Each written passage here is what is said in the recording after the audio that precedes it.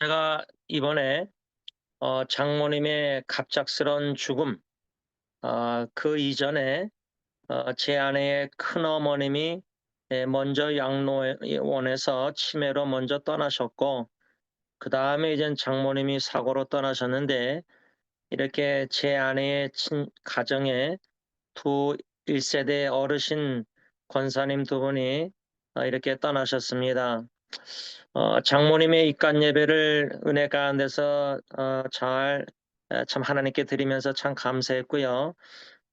제가 주일날 어 오후 비행기로 아내와 이제 함께 사는 처남과 함께 큰어머님, 제 아내의 큰어머님 어 입간 예배, 발인 예배 인도하러 어 스 비행기 타고 시애틀로 갔습니다. 근데 이번에 시애틀을 입간 예배 하간에 인도하러 왔다 갔다 하면서 좀 여러 가지 생각하게 된 점들이 귀한 은혜가 저한테는 참 소중한 은혜가 있는데 첫 번째 소중한 은혜는 제가 참 귀하게 소중하게 여긴 건 뭐냐면 제 아내가 저에게 어 솔직하게 진솔하게 마음을 나눴는데 그 한 나눔이 저한테는 너무나 감사한 일인데 그 나눔이 뭐냐면 제가 몇 년 전에 안방에서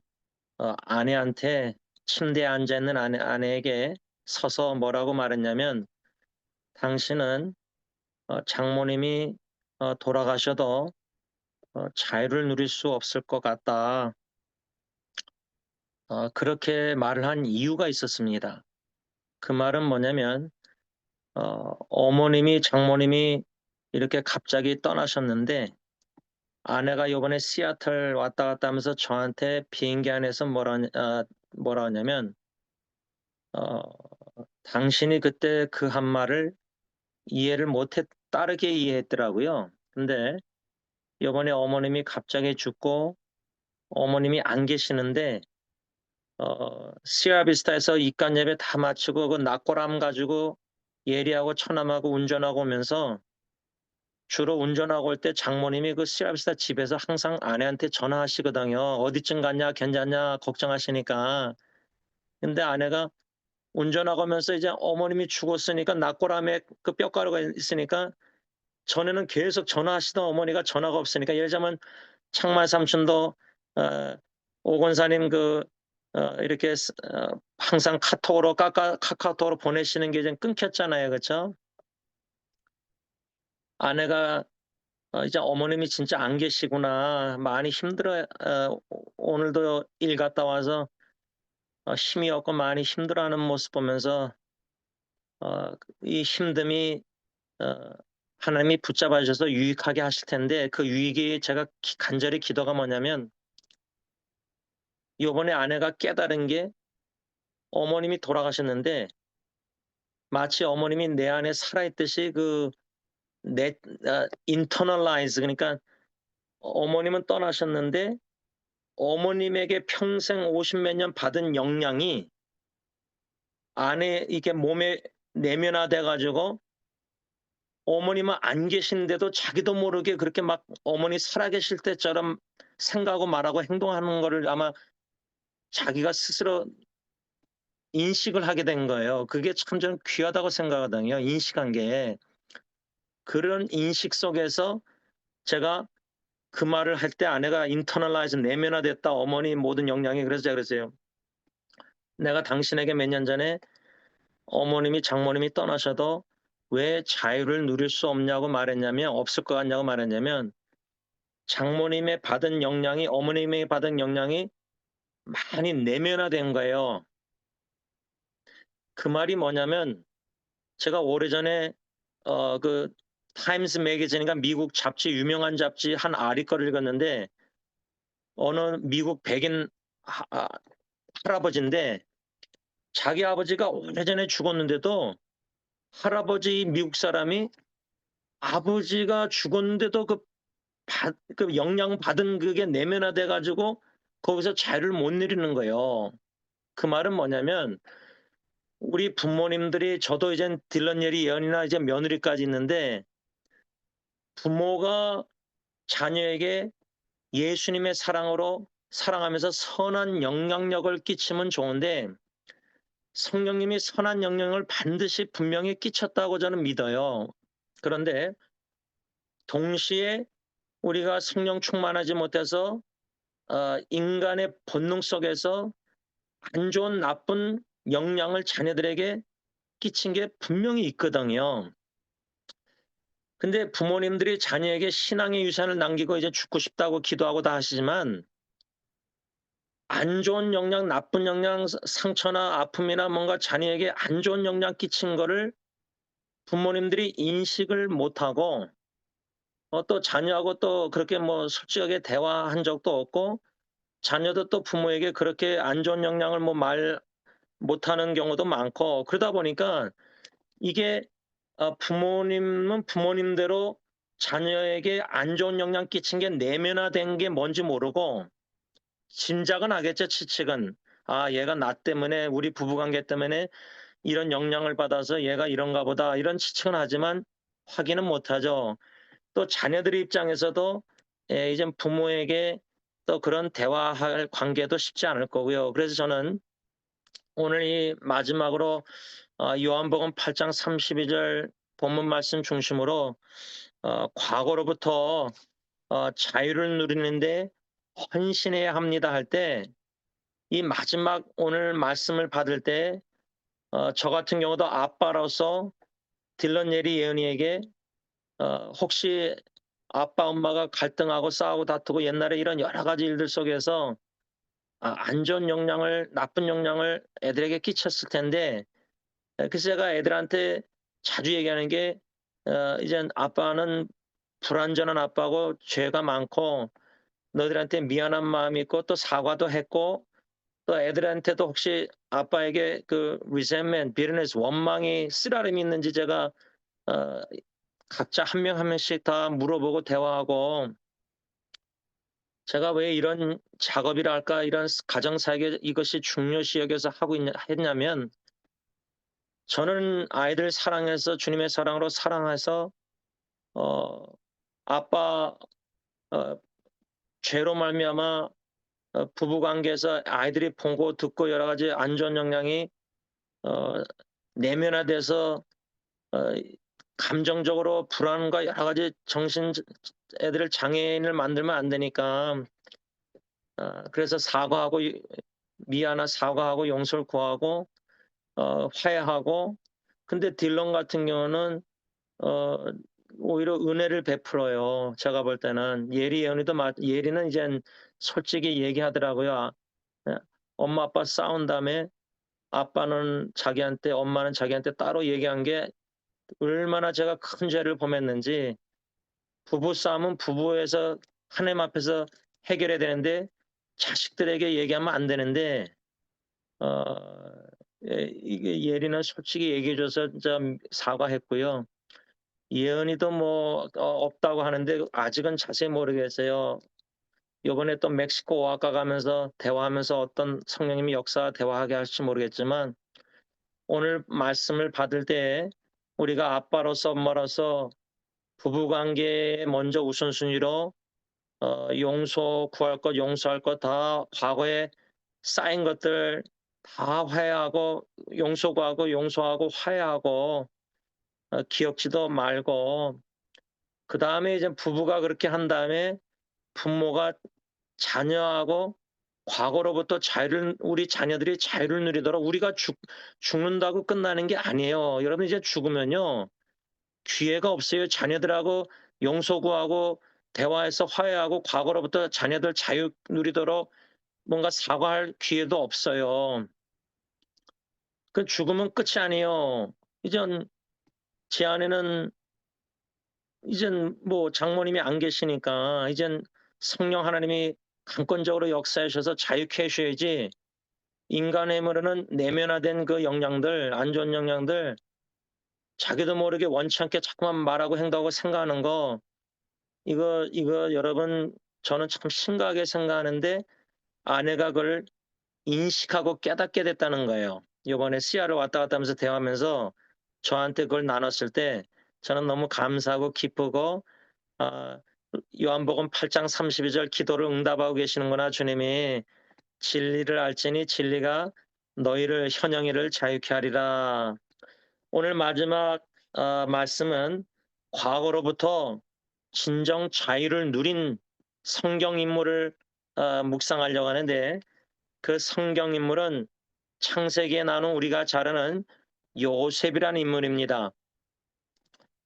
요셉은요, 충분히 과거에 10명의 형들에게 미움을 받고 또 죽임을 당할 뻔하고, 또 노예로 팔려서 사랑하는 아버지와 사랑하는 친동생 베냐민과 강제로 떨어져서 헤어져서 애굽에 멀리 종로로 그렇게 가게 됐잖아요. 근데 여러분, 이게 다 아는 성경 이야기지만 제가 요번에 한국에서 인터넷 사역하면서 어, 좀 심각하게 생각하게 된 게, 우리 어, 선교사님 자녀들이 어, 부모 입장에서는 자녀 교육을 잘 시키려고 중학생, 고등학생, 예를 들면 뭐 대학생 보내잖아요. 예를 들면 어, 창미 삼촌 부부도 숙모님도 헬렌을 미국 대학 보내려고 17살 땐가 1년을 미국에 혼자 와서 공부하라 그랬잖아요. 혼자 살면서, 먹고 살면서, 일하면서. 근데 제가 한국에서 만난 한 지체는 그렇게 어, 딴 나라로 공부 보낸 게 부모는 최선이라고 하셨을 텐데, 사랑해서 당사자는 좀 버림받았다 할까, 이런 상처가 있는 것을 제가 엿봤습니다. 그러니까 여러분, 요셉이 지금 형들에게 미움받아서 애굽으로 멀리 이집트로 팔려간 거, 그래서 아버지하고 사랑하는 동생 베냐민하고 헤어진 거, 이거 트라우마, 이거 상처는 이게 지금 말로 하면은 보통 아닌 힘든 상처라고 저는 생각해요. 그런 과거의 형들에게 절대 형들을 용서할 수 없는 일이거든요. 제가 볼 땐 요셉의 입장에서 인간적으로 생각하면, 그런 과거에 만일에 요셉이 머물러 있었다면, 왜 제가 이걸 중요시하냐면, 지금 이 말씀을 듣는 여러분들도, 어른들도 과거에 얽매여 있고 과거의 추억들이 많고, 과거에 안 좋은 상처 추억들, 부부관계나 여러 가지 시부모 관계, 예를 들자면 이런 거, 신우관계, 이런 것들 다 그 과거에 뭔가 안 좋은 추억들이나 상처들 용서 못하고 화해 못하고 뭔가 거기에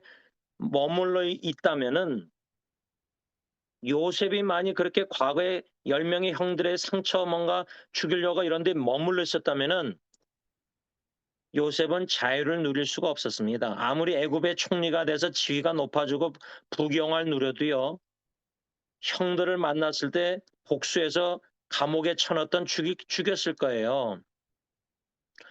근데 우리가 알다시피 요셉은 그 10명의 형들을 다 용서했어요. 이게 이제 우리가 배워야 될 귀한 교훈이지 않습니까? 그렇죠? 어떻게 친척, 식구, 부부 관계 다, 부모, 뭐 시부모, 장인, 장모, 예를 들면 다 여러분들 관계 속에서, 가정이라는 관계는 아주 민감하기 때문에, 개인적이기 때문에 교회 교인들끼리 관계하고 친구 관계하고 다릅니다. 제가 볼 때는. 그러니까 부부 관계나 부모 자녀 관계 상처들, 아픔들, 이런 거, 과거 이런 것들, 이걸 용서를 못했기 때문에, 용서를 구하지 않고 용서를 못했기 때문에 지금 현재에도 부부관계 갈등이나 뭐 부모하고 자녀하고 다투면은 자꾸만 옛날 얘기가 나오는 거예요. 그게 해결이 안 됐으니까. 그러니까 과거에 아직도 머물러 있는 거예요. 추억만이 아니라 감정이나 마음의 상처들이, 안 좋은 영향들이 내면화된 게, 그러니까 자유를 못 누리고 있는 거예요. 진리 안에서, 주님 안에서. 여러분, 한 사람 인격체가 뭐 25, 30, 40대에서 결혼하든지 재혼했을 때 그 상대방 배우자나 나는 배우자는 둘째 치고요. 예를 들자면 제가 제 아내를 만나기 전에 29, 29년 동안 30년 동안 제가 부모님과의 관계에서 과거에 저도 모르고 또 나중에 늦게나마 깨달은 뭔가 받은 영향들, 좋은 영향들도 있고 안 좋은 영향들도 있잖아요. 그래서 나는 결혼하면은 역반응으로 이렇게 해야 되겠다, 이러지 말아야 되겠다. 그런 것도 있었거든요, 저는 솔직히. 그때 제가 결혼 전에 지인 만나기 전에 읽었던 책이 책 제목 챕터의 하나가 Commitment to be free from the past. 과거로부터 자유하는 데 헌신하라는 챕터 제목이 있었어요. 제가 그걸 29년인가 30년 전에 읽은 책인데 아직도 기억나요. 부부가 다툴 때 에?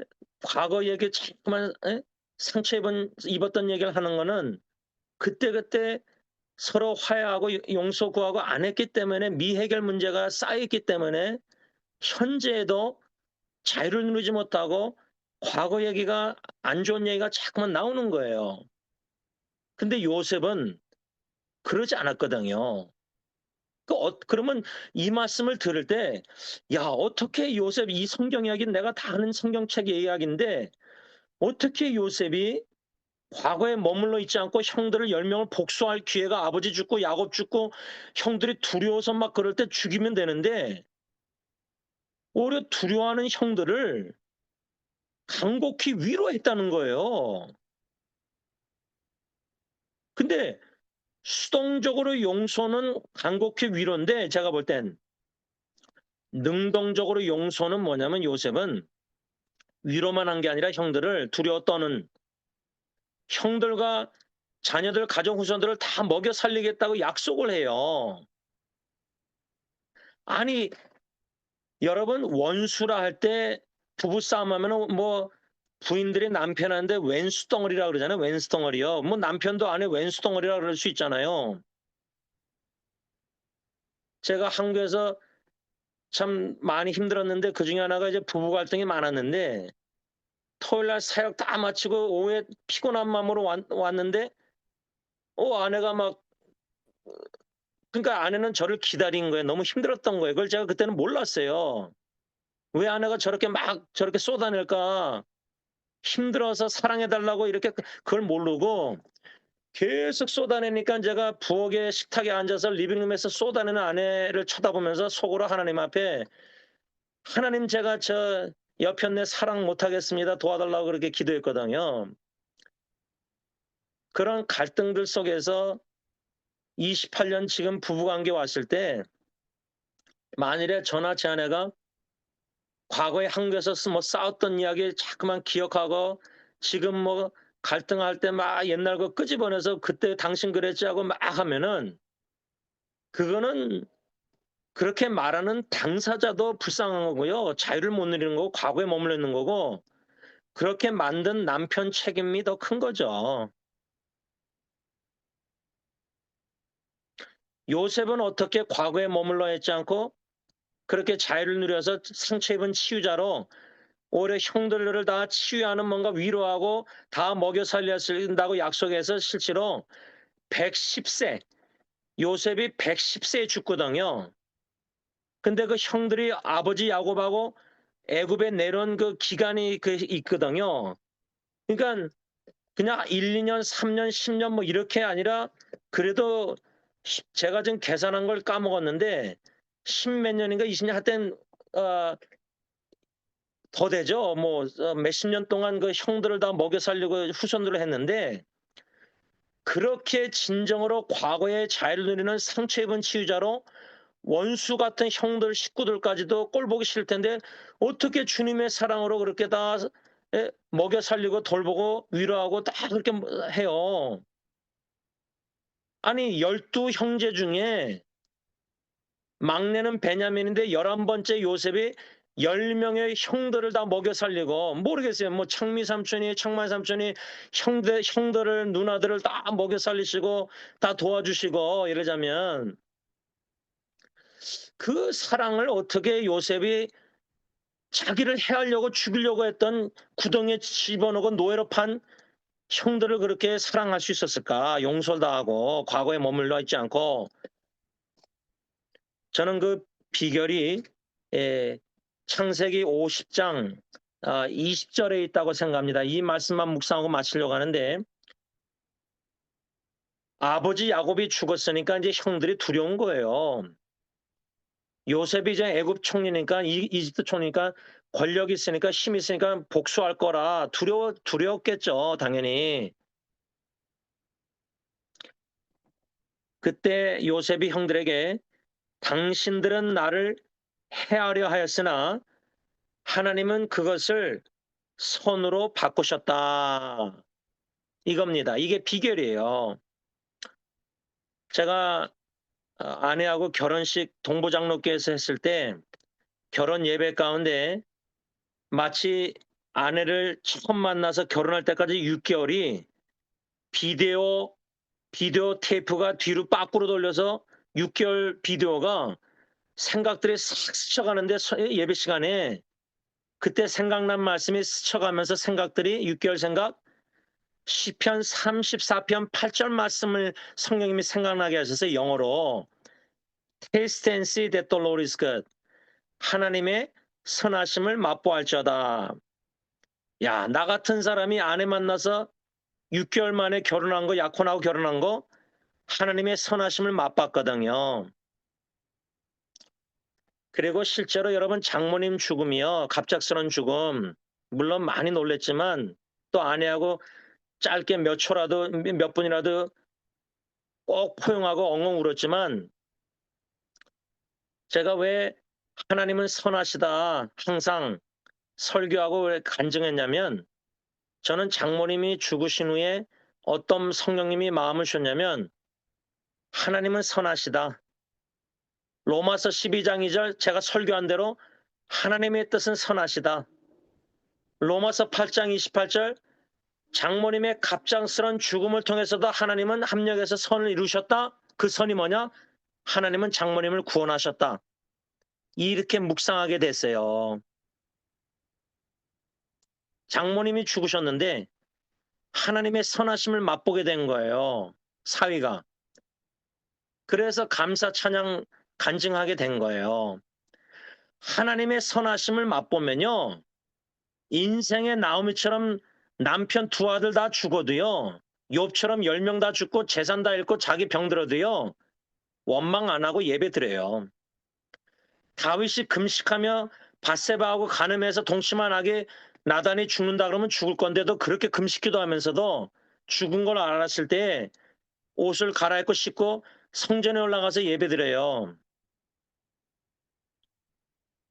하나님의 선하심 맛본 자는 인생의 쓴맛을 봐도 예배를 드려요. 찬양을 드리고 감사할 수 있어요. 근데 지금 제가 좀 제 자신을 제가 솔직하게 그때 주일날 나눴는데 자 수요일인가 토요일날 다 새벽 때쯤 나눴는데 제가 수정이 떠난 후에 이제 수진이가 아프다 그럴 때 저도 모르게 수진이 막 이렇게 기도 제목 부탁받을 때 제가 지혜롭게 믿음으로 알아서 잘 했어야 되는데 못해가지고 저도 뭐 장모님 죽고 막 이러니까 약해져 있어가지고 심신이 수진이의 이 자세한 정보의 기도 제목에 막 몰두하게 돼버린 거예요.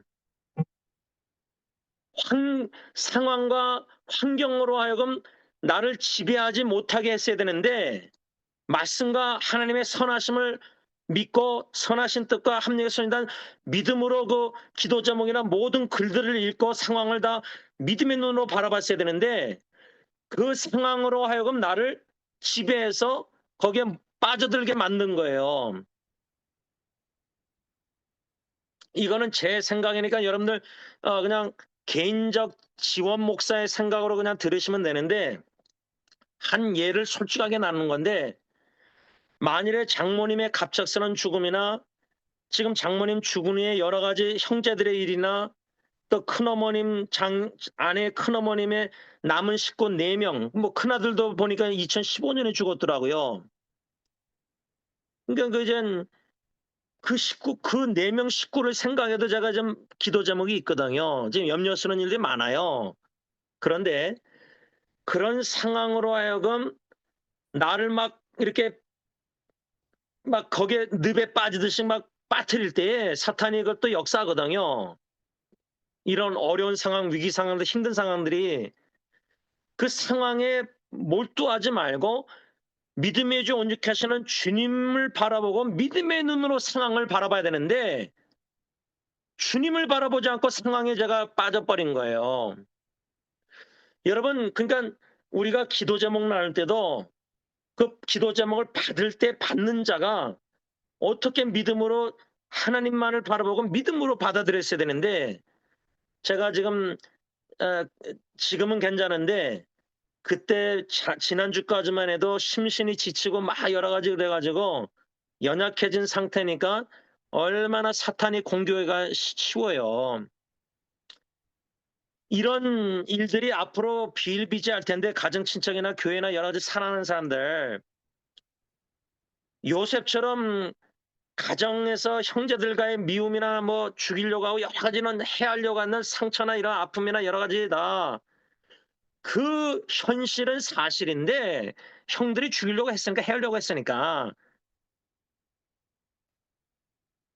그런데 그 와중에도 하나님의 선하심을 맛봤다는 거예요. 근데 저는 그 하나님의 선하심이 뭐냐면 형들은 죽이려고 했는데 노예로 팔았잖아요. 근데 보디발 집에서 뭐 하나님이 함께 하셔서 형통케 하다가 그 유부녀 보디발 안에 뭐 유혹하다가 뿌리쳤다가 억울한 놈에서 감옥 갇혀서 감옥에서 술과는 떡과는 만나서 결국 꿈 해석해서 바로왕 꿈 해석해서 총리가 됐잖아요. 그 과정을 뒤돌아보면 이건 하나님이 하셨다. 제가 아까 지금 선교사역 청만삼촌이나 숙모님 아마 숙모님도 아내한테 나누셨나 본데 하나님이 다 준비해 놓으셨고 그러니까 선교도 진짜 하나님이 준비하고 하나님이 다 이끌어 나가시고 하나님이 다 하시는 거거든요. 그 하나님의 임재와 선하심을 맛보면은 선교 사역도 힘이 나고 즐거운 거예요. 기쁜 거 힘들어도 피곤하고 어려워도 예? 사는 환경이 어려워도 근데 그 하나님의 임재와 선하심 맛보지 못하면 환경이 너무 힘들면은 그 환경에 치를 받으면 불평wan망하고 뭐 예? 우울하고 낙심되고 막 그렇게 되는 거예요. 힘든 거예요. 힘든도 수고하고 무거운 짐자 주님께 다 맡기면은 무거운 짐도 가볍게 여길 수 있는 영성의 믿음이 있어야 되거든요. 장모님 죽고 큰어머님 죽고 누가 죽어도 그저 묵묵히 신실하게 하나님 주신 은혜로 감사해서 말씀 전하고 사명 따라 그냥 묵묵히 해나가야 될 거 아니에요. 죽을 때까지. 말씀을 맺으면서 여러분 하나님의 선하심을 맛보면요. 악한 세상에 가정에서도 악한 죄가 지금 끊이지 않는데 여러분 우리가 범하는 가정에서 죄가 결코 가벼운 죄가 아니에요. 하나님 보시기에 심히 악한 죄예요. 그렇게 큰 악한 죄가 아니라고 생각하니까 그만큼 회개의 필요성도 못 느낄 수가 있어요. 그러다가 용서 안 하고 용서 구하지 않고 죽으면요. 돌아가시면 어르신들 죽음으로 끝나는 게 장모님, 큰어머님 죽음으로 끝나는 게 아니에요. 지금 큰어머님 가정도 지금 그 둘째 아들하고 막내딸하고 손주 딱 둘이에 4명밖에 없어요. 남은 식구가. 장모님 죽고 나서 제 아내 처남, 처제, 세 형제와 뭐 사위 둘하고 손주들 6명이에요. 이제부터 숙제예요. 이제부터 숙제. 저는 제가 볼 때는 이제 마사이 제 책임이 참 막중해요. 여러모로 지금 참 감당할 하나님의 은혜를 사모하는데 물론 아내가 진짜 제일 뭐 힘들고 하겠지만 남편으로서 아내를 어떻게 영적으로 잘 양육하고 지도하고 이끌어서 기도하면서 도와줘서 예? 리드해서 가이드해서 어떻게 세 형제가 화목하게 사랑으로 구원 여러 가지 하나님의 선하심을 맛보면서 좋은 기회가 되거든요. 처담도 지금 저희랑 살면서 얼마나 좋은 기회예요. 근데 제가 볼 때는 처남하고 처제의 관계도 이것도 기도 제목이에요. 제가 보니까 몰랐는데 이젠 제가 오늘 더 확실하게 뭔가 깨닫게 된 게 있는데 세 형제가 화목하게 지내야 되거든요. 바라기는 하나님의 선하심을 맛봐서요. 아버님의 형제분들이 화목한 거 뭐 모르겠어요. 형제들은 다 화목하신데 뭐 며느리나 사위분들은 서목사님이나 어머니, 작은어머니, 셋째 삼촌 숙모님이나 막내 숙모님이나 청마 삼촌 숙모님이나 모르겠어요. 며느리나 배우자들은 모르겠는데 적어도 형제분들은 친한데 너무 친하시면은 배우자들이 어떨까 그 생각도 뭐 쉽지 않죠. 그러나 다른 가정에 비해서는 아버님의 형제들이 얼마나 화목하고 저희 형제들 사촌들도 무난하고 그런데요. 그렇지만은 말씀에 비춰볼 때 과거에 아직도 머물러 있어서 과거 얘기 듣기 싫고 과거 얘기 뭐 이런 거 여러분 과거에 이거 진짜 다 회개하고 용서를 구하고 용서해서 과거에서 자유를 누리는데 진리로 회개해서 헌신 안 하면요. 우리의 죽음으로 끝나는 게 아니라 우리 자녀손들이 할아버지 할머니 부모님에게 받은 내면화된 안 좋은 영향들 추억들 자기도 모르게 그렇게 돼버리는 거예요. 말하고 행동하고 생각을 그렇게 하는 거예요. 장모님이 떠나셨는데 아내는 그 영향을 지금도 받는 거예요. 그래서 아내가 내면화됐다는 internalize라는 용어를 쓰면서 남편이 왜 장모님 돌아가셔도 당신은 자유를 못 누린다. 진리로만 자유를 누릴 수 있다. 기도하겠습니다. 사랑의 아버지 하나님 쉽지 않은 말씀을 주시는 은혜대로 그냥 전했는데 제대로 전하지 못하고 잘못 전한 거 있으면 다 기억지 말게 하시고 용서해 주시고 또 아버님과 모든 어르신들에게 용서를 구합니다. 장모님의 죽음, 갑작스러운 죽음 슬픕니다. 장인어른이 죽기 전에 저한테 말할 수 있으셨을 때 장모님에게 전화 자주 해달라고 부탁하셨습니다. 순종 못하고 장모님 죽으셨습니다. 뭐 그거 하나뿐이겠습니까? 별 볼 일 없는 마사이 장모님의 사랑은 너무나 29년 동안 많이 받았는데 사랑의 빚은 엄청나게 졌는데 뭐 해드린 게 없습니다. 받기만 했지. 하나님 아버지 갑작스러운 사고로 질병으로 심장마비로 이렇게 사람들이 자꾸만 떠나는데 우리는 항상 시간이 사랑하고 사랑받고 용서하고 화해할 시간이 항상 있는 것으로 생각할 때가 있습니다. 또 말씀 받고 불편하고 해야 되는 건 아는데 어떻게 해야 될지 모릅니다. 하나님께 간구한다고 기도하려고 해도 무릎 꿇어도 기도가 안 나옵니다. 인간의 힘으로는 오늘 말씀 순종 못합니다. 이것을 먼저 인정하며 나아갑니다. 하나님 저희를 불쌍히 여기시고 긍휼히 계셔서 후손들은 둘째치고 적어도 자녀들에게 한 명 한 명에게 성령의 인도하심 따라 회개할 거 하나님께 회개하고 자녀들에게도 용서를 구하고 화해하고 그러고 떠나시는 우리 부모님들이 저희들이 다 되게 하여 주옵소서. 그래서 우리 자녀들이 우리가 죽어도 과거에서 자유를 누리고 선한 추억이 안 좋은 추억을 다 이겨서 덮어서 부모님을 생각할 때 아름다운 작은 예수와 예수님의 사랑을 추억하시도록 축복하여 주옵소서. 예수님의 이름으로 간절히 기도를 올리옵나이다. 아멘. 하늘에 계신 우리 아버지 이름이 거룩히 여김을 받으시오며 나라가 임하옵시며 뜻이 하늘에서 이루어진 것 같이 땅에서도 이루어지이다. 오늘날 우리에게 일용할 양식을 주옵시고 우리가 우리에게 죄진 자를 사하여 준 것 같이 우리 죄를 사하여 주옵시고 우리를 시험에 들게 하지 마옵시며 다만 악에서 구하옵소서. 대개 나라와 권세와 영광이 아버지께 영원히 있사옵나이다. 아멘.